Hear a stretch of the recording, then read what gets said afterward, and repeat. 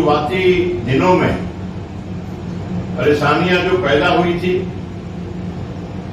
उन परेशानियों को हम लोग नियंत्रित कर पाए और जल्दी नियंत्रित कर पाए। डीएम सहित सभी अधिकारियों ने तत्परता के साथ काम भी किया। जनप्रतिनिधियों ने और सामाजिक कई संस्थाओं ने सहयोग भी किया, तो सभी धन्यवाद के पात्र हैं। कुल मिलाकर के आज स्थिति नियंत्रण में तो है, इतना हम जरूर कह सकते हैं। अब आदर्श स्थिति के लिए हमें और काम करने की जरूरत है। केवल आज ही नहीं, उस काम में निरंतरता रहे, वह निरंतर होता रहे।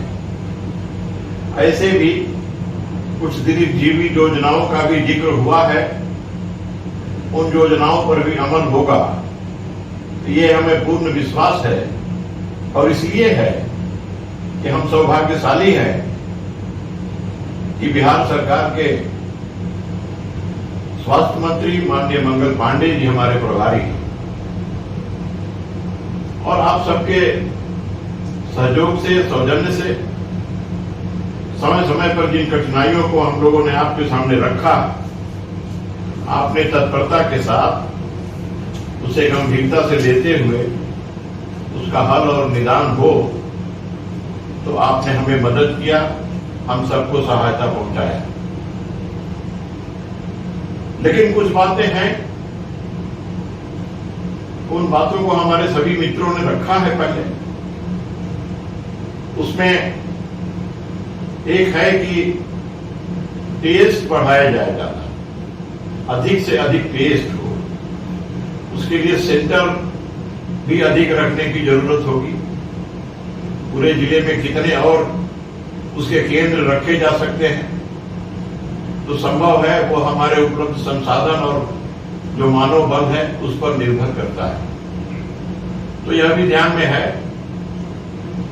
दूसरी बात है कि वैक्सीनेशन कितना तेजी से हो और कितना जल्दी हो, यह बहुत जरूरी है कोविड पर नियंत्रण पाने के लिए। तो केंद्र की दृष्टि से, सेंटर बढ़ाने की दृष्टि से वह भी बड़ा महत्वपूर्ण है। जितना सेंटर अधिक हम बढ़ा पाएंगे, उतना जल्दी अपने लक्ष्य को भी हम प्राप्त कर पाएंगे।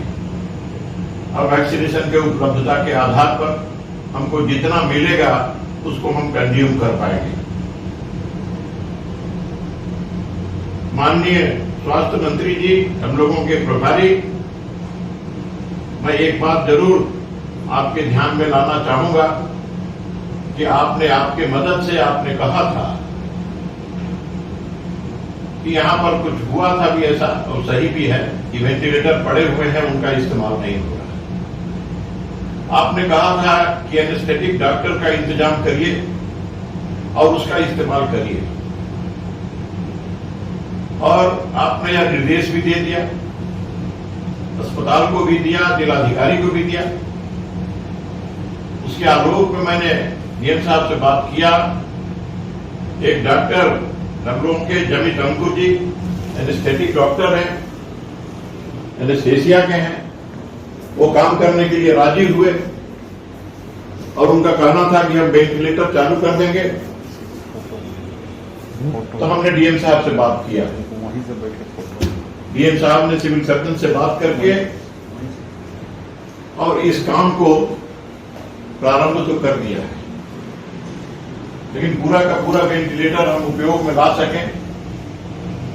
प्रयास है कि जो टीम है जो इस काम में लगी हुई है उसको सफलता निकट भविष्य में मिल जाएगी। यह सब आपके सत प्रयासों के कारण संभव हुआ है। हम धन्यवाद देते हैं कि पड़े हुए उन वेंटिलेटरों का उपयोग करने के योग्य हम हो पाए। आपने, सरकार ने जितने निर्देशों का पालन करने का आग्रह किया है, उसमें एक महत्वपूर्ण बात है, हम टेस्टिंग की बात करते हैं जरूर, हम रोगियों के इलाज की बात करते हैं जरूर, जो बहुत जरूरी है, करना भी चाहिए। हम जो सुविधाएं प्राप्त हैं उन सुविधाओं में और सुविधा प्राप्त हो और बेहतर हो, उसकी बेहतरी के लिए बात करते हैं, यह भी जरूरी है। लेकिन एक बात है, इसको भी ध्यान में रखना है और ध्यान देना है, जो बहुत जरूरी है।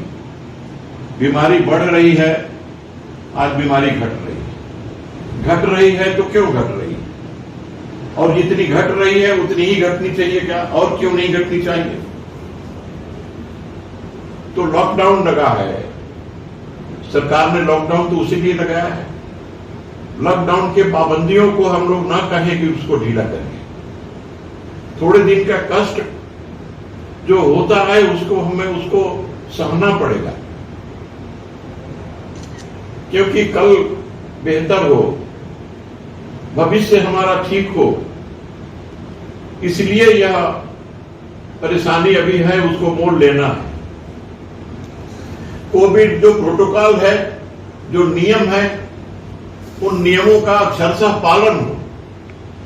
शादी है, विवाह है, समारोह है, कई प्रकार की, और जो भीड़ इकट्ठी होती है, ऐसे अवसरों पर भी पाबंदी लगी है।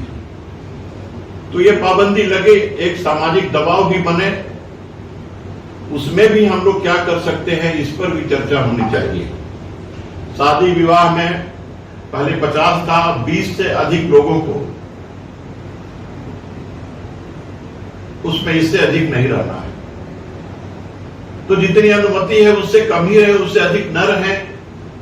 शादी विवाह हो संपन्न करें, जैसा समय है वैसे समय के अनुकूल हम सब कुछ कर सकते हैं।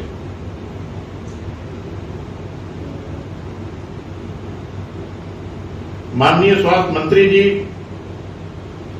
जो हॉस्पिटल के और बाकी सुधार तो हुआ है, लेकिन और बहुत सुधार होना है। हमारे साथियों ने, मित्रों ने बहुत प्रकार के सुझाव दिए हैं, उन सब सुझावों पर ध्यान तो दिया ही जाएगा। लेकिन ऑक्सीजन की बात की गई है, इसमें मुझे एक आग्रह जरूर है। मैं पहले से कह रहा हूं कि ऑक्सीजन की उपलब्धता है तो ऑक्सीजन आसानी से उसकी आपूर्ति हो पाए। भारत सरकार ने 200 डी टाइप और जंबो ऑक्सीजन सिलेंडर भेजा है, अभी तुरंत भेजा है, पहले भी भेजा। ऑक्सीजन आवंटन की क्षमता को 214 मेट्रिक टन से बढ़ाकर 274 मेट्रिक टन कर दिया। माननीय स्वास्थ्य मंत्री जी बताएंगे।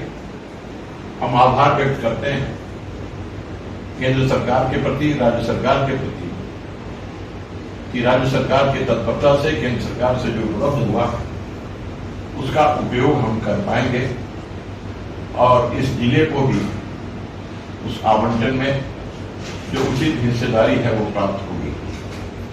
लेकिन एक बात मैं कहूंगा कि ऑक्सीजन आपूर्ति के लिए पाइपलाइन सप्लाई बेड पर करने की जो आवश्यकता है, उस आवश्यकता को कितना जल्दी हम पूरी कर सकते हैं, इसमें बहुत परेशानी नहीं है।